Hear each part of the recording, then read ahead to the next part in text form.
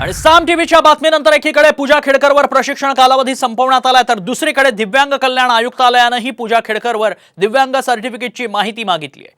पुणे जिल्हाधिकारी आणि पोलिसांनी दिव्यांग सर्टिफिकेट बाबतचा अहवाल सादर करण्याचे आदेश दिलेत। पूजा खेडकर खोट्या दिव्यांग प्रमाणपत्रावर शासकीय सेवेत नोकरी तिने मिळवल्याचा आरोप आता तिच्यावर करण्यात आलाय।